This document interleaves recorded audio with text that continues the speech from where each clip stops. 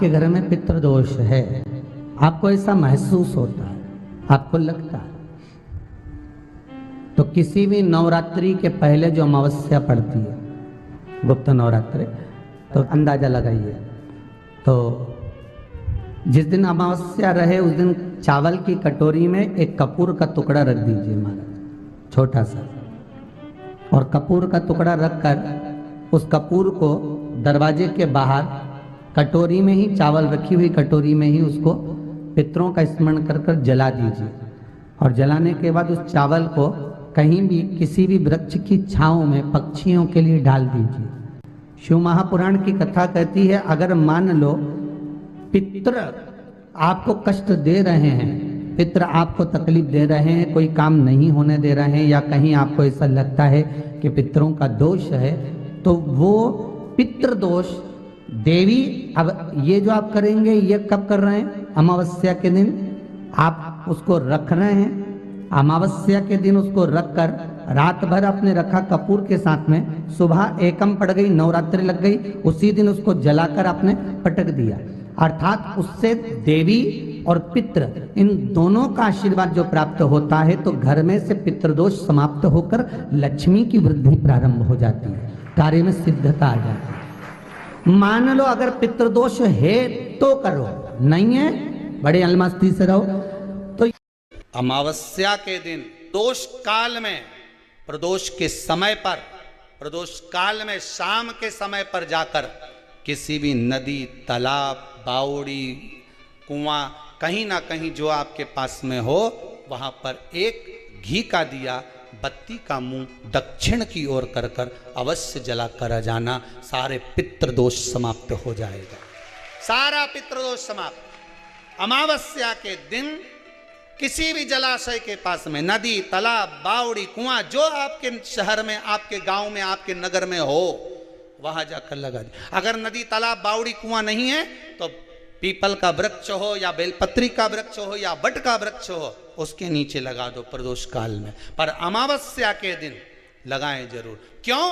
क्योंकि अमावस्या के दिन पितृ शाम के समय प्रदोष काल में शंकर भगवान का नाम जाप कर कर नदी, तालाब, बावड़ी पर पानी पीने जाते हैं, वहां से जल का आचमन कर कर पितृ अपने लोक को चले जाते हैं प्रदोष काल के समय पर। इसलिए प्रदोष काल में जलाशय के पास में, बावड़ी, कुआं, नदी, तालाब के किनारे पर दिया लगाया जाता है दक्षिण की ओर मुख कर कर बत्ती का, तो पितृ आशीर्वाद देते हुए जाते हैं कि फलो फूलो, आगे बढ़ो, उन्नति करो, तरक्की करो। ये पितरों का आशीर्वाद रहता है,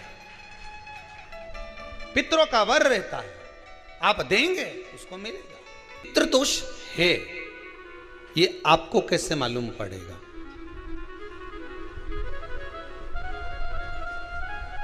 पितृ भूखे हैं, इसका तो वर्णन हमने पहले कर दिया कि रात्रि को जब आप सोने के बाद में 1-1.5 घंटे बाद अगर आपकी नींद खुल जाए, 1 घंटा 1.5 घंटा आप सो लिए, उसके बाद जो नींद खुली तो 1-1.5 घंटे तक अगर आपको नींद नहीं आ रही है, रात्रि को सोने के बाद में 1 घंटे बाद जब उठे तो आपको प्यास लग गई,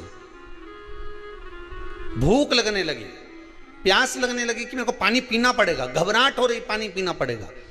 1-1.5 घंटे सोने के बाद अचानक नींद खुले और आपको प्यास लगे, समझ लेना आपके पितृ भूखे हैं और प्यासे हैं, भूखे और प्यासे हैं, उनको जल की जरूरत है। किसी भी नदी में, सरोवर में, कुंड में, बावड़ी में, तालाब में, आप तीर्थ में जाकर जब स्नान करते हैं तो स्नान करने के बाद एक काम का नियम बना लो कि अपने हाथ की अंजलि में जल लेकर अपने पूर्वजों को देना है। प्यासे रहते हैं, भाग मांगते हैं, प्राप्त करना। 3 वृक्ष पितरों के तुल्य हैं। पहला पीपल, दूसरा बट वृक्ष, तीसरा बेलपत्र का वृक्ष, ये पितरों के तुल्य हैं। अगर आपको रात्रि में नींद नहीं आ रही है, ऐसा लगता है कि रात्रि को 1 घंटा 1.5 घंटा सोने के बाद कुछ गलत गलत विचार आने लगते हैं, नींद सुबह 3 बजे तक, 4 बजे तक नहीं आती, 4 बजे के बाद फिर नींद आती है, तो एक प्रैक्टिकल जरूर कर कर देखना। एक प्रैक्टिकल करने में क्या जाता है, प्रयास करने में क्या कुछ जाता है क्या? प्रैक्टिकल कर कर देखना कि कहीं सीवर वाला महाराज झूठ तो नहीं बोल रहा है, तो प्रैक्टिकल करने में कुछ नहीं जाए। 1 लोटा पानी लो, उसमें थोड़ा सा कच्चा दूध डाल लीजिए। पत्री का पेड़ या पीपल का पेड़ या बट का पेड़, इन पेड़ के नीचे ले जाकर उस दूध को दोपहर में सुबह 10 बजे से लेकर 12 बजे के बीच में ले जाकर चढ़ा दीजिए। रात्रि को फिर ना आपको प्यास लगेगी ना भूख लगेगी, नींद एक बार लगी तो सुबह ही खुलेगी। प्रैक्टिकल करने में क्या जाता है? पानी डालने में तुम्हारा कुछ जाएगा? अरे बोलो तो सरी, प्रैक्टिकल करने में क्या जाता है? कुछ भी नहीं बिगड़ेगा। ये तो बस जल डालोगे तुम्हारा ही कुछ अच्छा हो सकता है, बाबा की कृपा। 3 वृक्ष पितरों के तुल्य हैं। पहला जम के बोलिए पीपल, दूसरा बट वृक्ष, तीसरा बेलपत्री का वृक्ष। तीनों पीपल के वृक्ष में 52,000 ब्राह्मण एक साथ निवास करते हैं, इसलिए पितृतुल्य है। बट वृक्ष ब्रह्मा जी के मस्तक से बना, इसलिए पितृतुल्य है। और बेलपत्री का वृक्ष माता पार्वती जी के अश्रु से बना। जब आंसू गिरे थे माता जगत जननी जगदम्बा पार्वती के, उस समय पर पितृलोक में हलचल उत्पन्न हो गई थी। हमारी नातिन की आंख में आंसू कैसे आ गए? मैनावती की पुत्री है,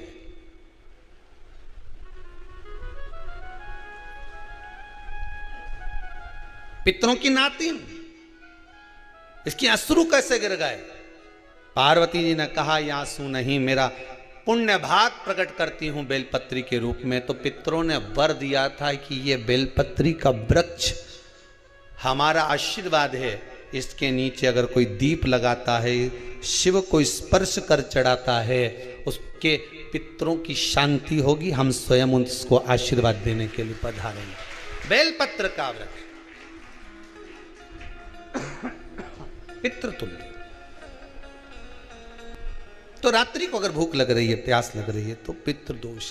दूसरा पितृदोष का लक्षण बताया, घर में कोई शुभ कार्य ना हो, वंश की वृद्धि ना हो। 1 रुपये कमाओ, 1.25 रुपये खर्च हो रहे हैं, पैसा 10 जगह से कमाई आ रही है पर घर में टिक नहीं पा रही है, आया गया, पितृदोष। जरा सी कटोरी पड़ी है, उसके पीछे विवाद चालू हो जाए, पानी ढुल गया उसके पीछे विवाद हो जाए, या छोटी छोटी बात में घर में क्लेश मचा हुआ है, पितृदोष है। समझ लो हमारे पूर्वज हमसे खुश नहीं, प्रसन्न नहीं। सारी दुनिया के लोग तुमसे कह रहे हैं तेरे घर में पितृदोष है। 1 रुपये कमाते हो, 1.25 रुपये खर्च होता है, मानसिक टेंशन बना रहता है।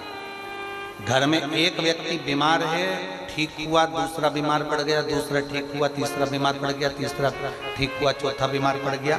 मतलब कहीं ना कहीं पितृ का भाव, पितृदोष का वर्णन। किसी ने कहा तुमसे कि तेरे यहाँ पितृदोष है, तूने ब्राह्मण को भोजन करा दिया, पिंडदान करा दिया, तर्पण करा दिया, तिलांजलि करा दी, गया जी का श्राद्ध कर दिया, हरिद्वार चली गई, वहां पिंडदान करवा दिया, ब्राह्मण भोज करवा दिया, तिथि पर भोजन करवा दिया, सब कुछ करवा के देते। अब एक काम और करके देख लो, एक काम और करके देख लो। जब तुम घर में भगवान शंकर की आरती, तुम्हारे घर में शंकर जी का शिवलिंग है, भले काय का भी हो, छोटा सा, भले सियोर का कंकर शंकर हो, नर्मदा का कंकर हो, चाहे शंकर पारद के हो, पीतल के हो, स्टील के हो, लकड़ी के हो, जिसके भी हो, लोहे के हो, पाषाण के हो, जिसके भी हो, शंकर का शिवलिंग अगर हमारे घर में है और आप रोज प्रतिदिन भगवान की आरती करते हो, प्रतिदिन, और आपको लग रहा है कि मेरे यहाँ तकलीफ चल रही है, ये ठीक ही नहीं हो रही, लगभग 1.5 महीना आप कम से कम 45 दिन, 1.5 महीने के करीब में ऐसा प्रयास करना कि भगवान की आरती, शिवलिंग, शंकर भगवान के शिवलिंग की आरती करने के बाद उस दिए को भगवान के सामने मत रखो, उस दिए को उठाकर जहां तुम पानी का मटका रखते हो, हंडा रखते हो, जिससे तुम पानी पीते हो, तुम्हारे रसोई घर में जो पानी का मटका, हंडा, बाल्टी, आरओ का पानी जिस मटके में गिरता है, हंडे में गिरता है, जिसको हमारे यहाँ पितरों का स्थान कहते हैं,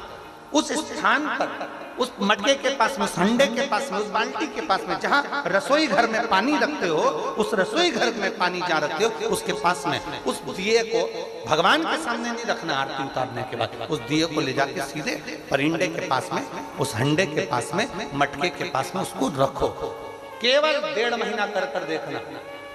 1.5 महीने के बाद तुम्हें मालूम पड़ेगा कि हम वापिस उन्नति की सीढ़ी पर चढ़ना प्रारंभ करती है, हमें फल मिलना चाहिए। अब तुम्हें ना कहीं जाना है, ना कहीं आना है, ना कोई खर्चा है। खर्चा है क्या?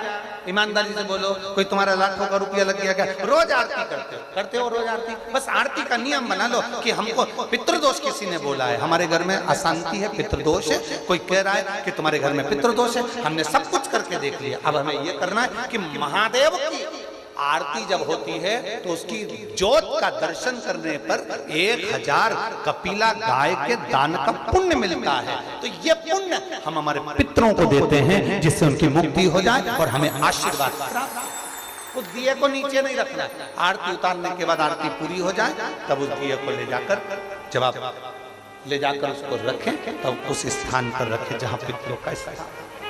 अमावस्या के दिन सारे पितृदोष समाप्त हो जाएगा, सारा पितृदोष समाप्त। जिनके यहाँ पितृदोष होता है, काल सर्प दोष होता है, वास्तु दोष होता है, उनको ज्यादा कुछ नहीं करना होना।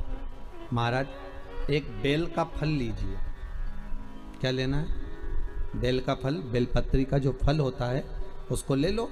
उसके अंदर का जो गुर्दा होता है, अंदर का जो भाग होता है, उसको निकाल लीजिए और उस बेल के फल में आटा सेक कर उसमें शक्कर मिलाकर उसको उसके अंदर भर लीजिए।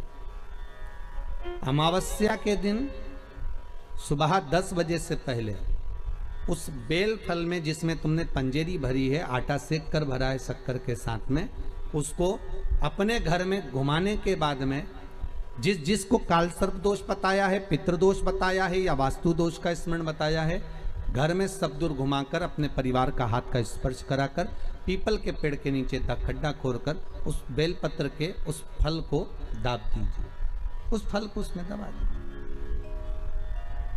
महाराज केवल एक अमावस्या करना रहता है, पितरों के दोष से मुक्ति मिलती है और हमारे घर के कार्य सफल होना प्रारंभ हो जाते हैं। कार्य की सफलता होती है, कार्य में सफलता प्राप्त होने लगती है।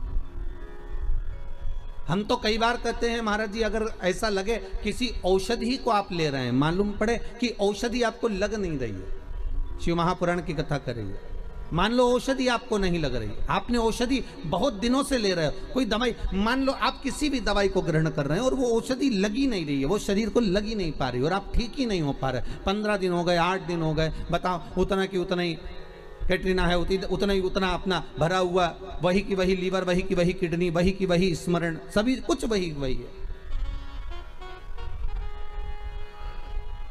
उतने की उतना ही। बीपी भी ऊंचा नीचा चल रहा है पर लेवल में नहीं आ रहा, शुगर भी लेवल में नहीं आ रही, तो प्रयास करा करो महाराज, बेलपत्री के फल का जो गुर्दा है, अंदर का जो भाग है फल का, उसको पानी में गला लीजिए और प्रदोष कम से कम प्रदोष नहीं हो और बीमारी जरा दवाई लगी नहीं रही हो तो बिना प्रदोष के भी कर सकते हो, उसको पानी में गलाइए। आधा घंटा पानी में, जैसे आपको सुबह मंदिर जाना है 10 बजे, तो सुबह स्नान कर कर कम से कम 6:30-7 बजे उसको पानी में गला दीजिए और उस बेले के फल का गुर्दा सा गला हुआ पानी शिव जी को ले जाकर समर्पित कर दीजिए। महाराज उस पानी में से थोड़ा सा 1 चम्मच पानी शिव जी पे चढ़ा हुआ लेकर आ जाइए। उस पानी को जो बीमार व्यक्ति है उसको औषधि देने से पहले मात्र आधी चम्मच से भी आधा चम्मच उसको दे दीजिए। भगवान शंकर का श्री शिवाय नमस्तुभ्यम का जाप कर कर उस पानी को देने के बाद अगर आप औषधि देंगे तो ये पक्का है कि औषधि अपना कार्य करना प्रारंभ कर देगी और वो स्वस्थ होना प्रारंभ हो जाएगी। वो स्वस्थ हो औषधि के लिए